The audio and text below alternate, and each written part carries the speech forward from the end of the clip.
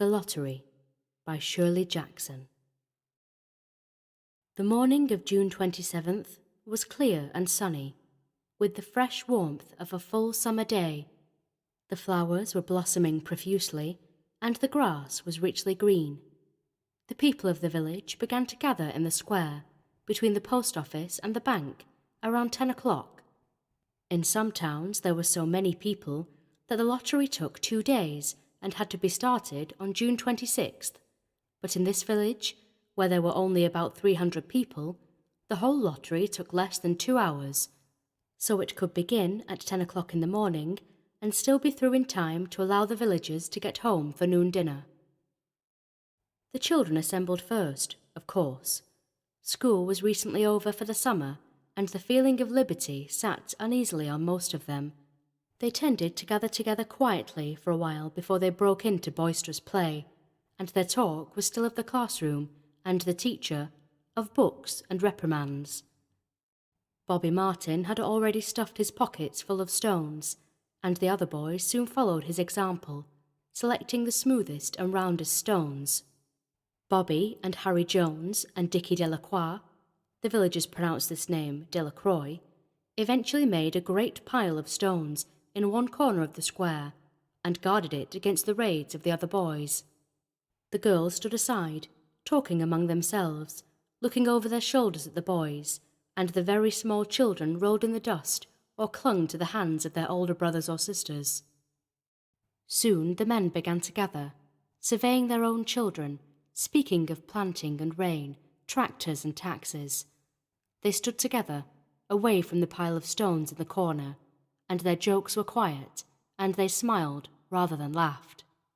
The women, wearing faded house dresses and sweaters, came shortly after their menfolk. They greeted one another and exchanged bits of gossip as they went to join their husbands. Soon the women, standing by their husbands, began to call to their children, and the children came reluctantly, having to be called 4 or 5 times. Bobby Martin ducked under his mother's grasping hand and ran, laughing, back to the pile of stones. His father spoke up sharply, and Bobby came quickly and took his place between his father and his oldest brother. The lottery was conducted, as were the square dances, the teen club, the Halloween program, by Mr. Summers, who had time and energy to devote to civic activities. He was a round-faced, jovial man, and he ran the coal business, and people were sorry for him because he had no children and his wife was a scold. When he arrived in the square, carrying the black wooden box, there was a murmur of conversation among the villagers, and he waved and called, "Little late today, folks." The postmaster, Mr. Graves, followed him, carrying a 3-legged stool, and the stool was put in the centre of the square, and Mr. Summers set the black box down on it. The villagers kept their distance, leaving a space between themselves and the stool, and when Mr. Summers said, "Some of you fellows want to give me a hand?"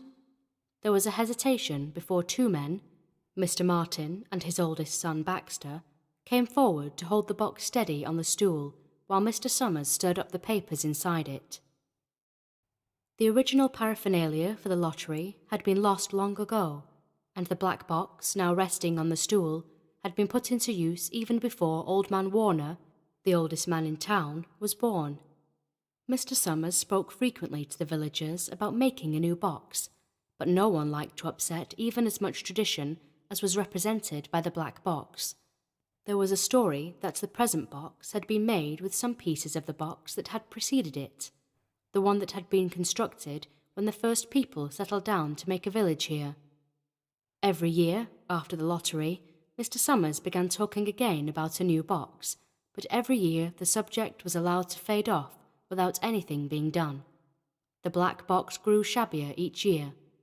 By now it was no longer completely black, but splintered badly along one side to show the original wood colour, and in some places faded or stained. Mr. Martin and his oldest son Baxter held the black box securely on the stool until Mr. Summers had stirred the papers thoroughly with his hand. Because so much of the ritual had been forgotten or discarded, Mr. Summers had been successful in having slips of paper substituted for the chips of wood that had been used for generations. Chips of wood, Mr. Summers had argued, had been all very well when the village was tiny, but now that the population was more than 300, and likely to keep on growing, it was necessary to use something that would fit more easily into the black box. The night before the lottery, Mr. Summers and Mr. Graves made up the slips of paper and put them in the box, and it was then taken to the safe of Mr. Summers' coal company and locked up until Mr. Summers was ready to take it to the square the next morning. The rest of the year, the box was put away, sometimes one place, sometimes another. It had spent 1 year in Mr. Graves's barn, and another year underfoot in the post office, and sometimes it was set on a shelf in the Martin grocery and left there. There was a great deal of fussing to be done before Mr. Summers declared the lottery open. There were the lists to make up, of heads of families, heads of households in each family, members of each household in each family. There was the proper swearing in of Mr. Summers by the postmaster as the official of the lottery. At one time, some people remembered, there had been a recital of some sort, performed by the official of the lottery, a perfunctory, tuneless chant that had been rattled off duly each year. Some people believed that the official of the lottery used to stand just so when he said or sang it. Others believed that he was supposed to walk among the people, but years and years ago this part of the ritual had been allowed to lapse. There had been also a ritual salute, which the official of the lottery had had to use in addressing each person who came up to draw from the box. But this also had changed with time. Until now, it was felt necessary only for the official to speak to each person approaching. Mr. Summers was very good at all this, in his clean white shirt and blue jeans, with one hand resting carelessly on the black box. He seemed very proper and important as he talked interminably to Mr. Graves and the Martins. Just as Mr. Summers finally left off talking and turned to the assembled villagers, Mrs. Hutchinson came hurriedly along the path to the square, her sweater thrown over her shoulders, and slid into place in the back of the crowd. "Clean forgot what day it was," she said to Mrs. Delacroix, who stood next to her, and they both laughed softly. "Thought my old man was out back stacking wood," Mrs. Hutchinson went on, "and then I looked out the window and the kids were gone, and then I remembered it was the 27th and came a-running." She dried her hands on her apron, and Mrs. Delacroix said, "You're in time, though. They're still talking away up there."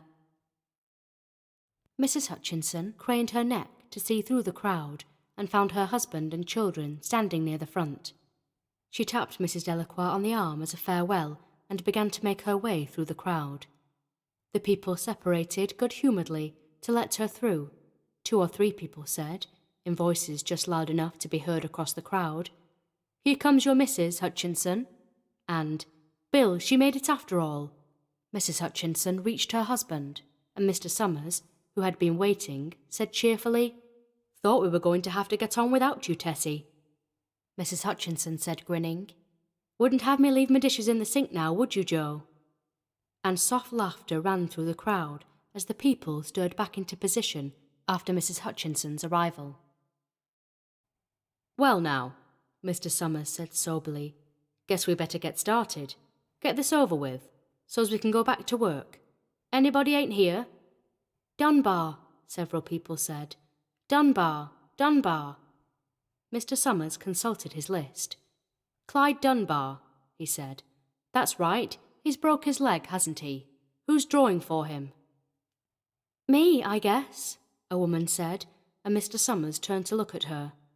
"Wife draws for her husband," Mr. Summers said. "Don't you have a grown boy to do it for you, Janie?" Although Mr. Summers and everyone else in the village knew the answer perfectly well, it was the business of the official of the lottery to ask such questions formally. Mr. Summers waited with an expression of polite interest while Mrs. Dunbar answered. "Horace is not but 16 yet," Mrs. Dunbar said regretfully. "Guess I gotta fill in for the old man this year."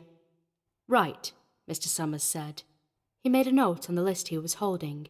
Then he asked, "What's some boy drawing this year?" A tall boy in the crowd raised his hand.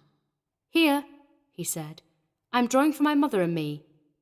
He blinked his eyes nervously and ducked his head as several voices in the crowd said things like, Good fellow, Lack, and Glad to see your mother's got a man to do it. Well, Mr. Summers said, guess that's everyone. Old Man Warner make it? Here, a voice said, and Mr. Summers nodded. A sudden hush fell on the crowd as Mr. Summers cleared his throat and looked at the list. All ready? He called. Now, I'll read the names, heads of families first, and the men come up and take a paper out of the box. Keep the paper folded in your hand without looking at it until everyone has had a turn. Everything clear? The people had done it so many times that they only half listened to the directions. Most of them were quiet, wetting their lips, not looking around. Then Mr. Summers raised one hand high and said, Adams. A man disengaged himself from the crowd and came forward. Hi, Steve, Mr. Summers said, and Mr. Adams said, Hi, Joe. They grinned at one another, humorlessly and nervously. Then Mr. Adams reached into the black box and took out a folded paper. He held it firmly by one corner as he turned and went hastily back to his place in the crowd, where he stood a little apart from his family, not looking down at his hand. Allen, Mr. Summers said. Anderson. Bentham. Seems like there's no time at all between lotteries anymore, Mrs. Delacroix said to Mrs. Graves in the back row. Seems like we got through with the last one only last week. Time sure goes fast, Mrs. Graves said. Clark. Delacroix. There goes my old man, Mrs. Delacroix said. She held her breath while her husband went forward. Dunbar, Mr. Summers said, and Mrs. Dunbar went steadily to the box while one of the women said, Go on, Janie, and another said, There she goes. We're next, Mrs. Graves said. She watched while Mr. Graves came around from the side of the box, greeted Mr. Summers gravely, and selected a slip of paper from the box. By now, all through the crowd there were men holding the small folded papers in their large hand, turning them over and over nervously. Mrs. Dunbar and her two sons stood together, Mrs. Dunbar holding the slip of paper. Harbert. Hutchinson. Get up there, Bill, Mrs. Hutchinson said, and the people near her laughed. Jones. They do say, Mr. Adams said to Old Man Warner, who stood next to him, that over in the North Village they're talking of giving up the lottery. Old Man Warner snorted. Pack of crazy fools, he said. Listening to the young folks, nothing's good enough for them. Next thing you know, they'll be wanting to go back to living in caves. Nobody work any more. Live that way for a while. Used to be a saying about lottery in June, corn be heavy soon. First thing you know, we'd all be eating stewed chickweed and acorns. There's always been a lottery, he added petulantly. Bad enough to see young Joe Summers up there joking with everybody. Some places have already quit lotteries, Mrs. Adams said. Nothing but trouble in that, Old Man Warner said stoutly. Pack of young fools. Martin, and Bobby Martin watched his father go forward. Overdyke. Percy.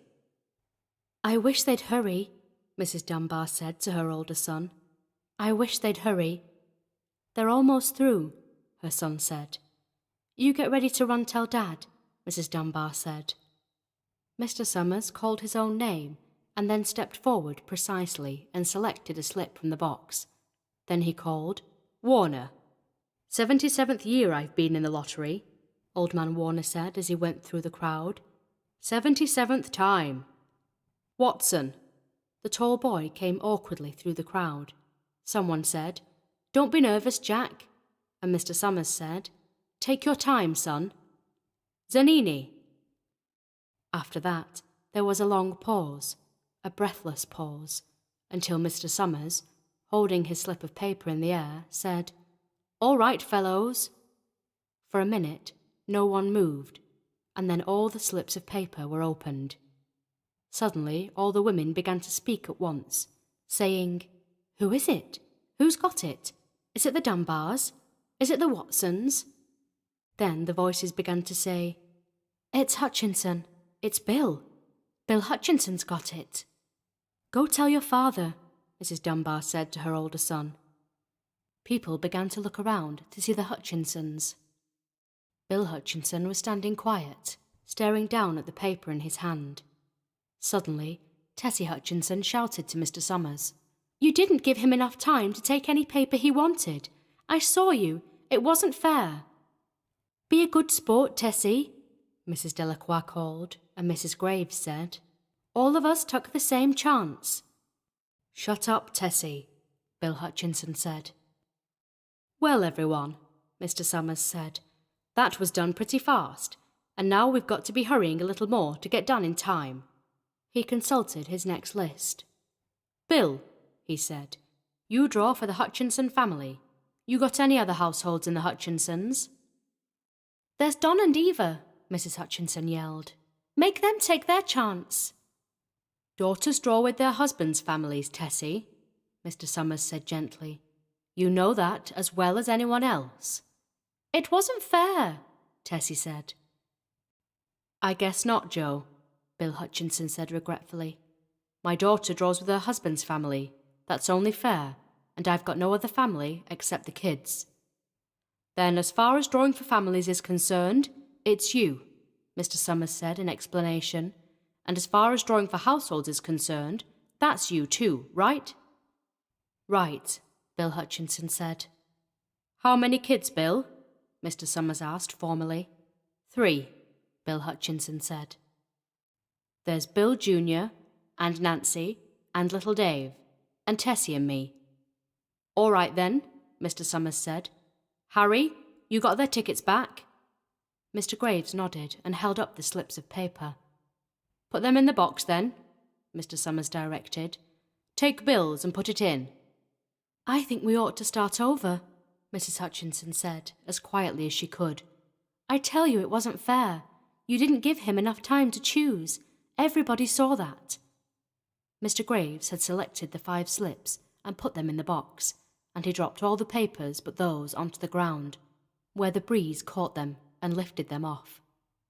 "Listen, everybody," Mrs. Hutchinson was saying to the people around her. "Ready, Bill?" Mr. Summers asked, and Bill Hutchinson, with one quick glance around at his wife and children, nodded. "Remember," Mr. Summers said, "take the slips and keep them folded until each person has taken one. Harry, you help little Dave." Mr. Graves took the hand of the little boy, who came willingly up with him to the box. "Take a paper out of the box, Davy," Mr. Summers said. Davy put his hand into the box and laughed. "Take just one paper," Mr. Summers said. "Harry, you hold it for him." Mr. Graves took the child's hand and removed the folded paper from the tight fist and held it while little Dave stood next to him and looked up at him wonderingly. "Nancy next," Mr. Summers said. Nancy was 12, and her school friends breathed heavily as she went forward, switching her skirt, and took a slip daintily from the box. "Bill Jr.," Mr. Summers said, and Billy, his face red and his feet overlarge, near knocked the box over as he got a paper out. "Tessie," Mr. Summers said. She hesitated for a minute, looking around defiantly, and then set her lips and went up to the box.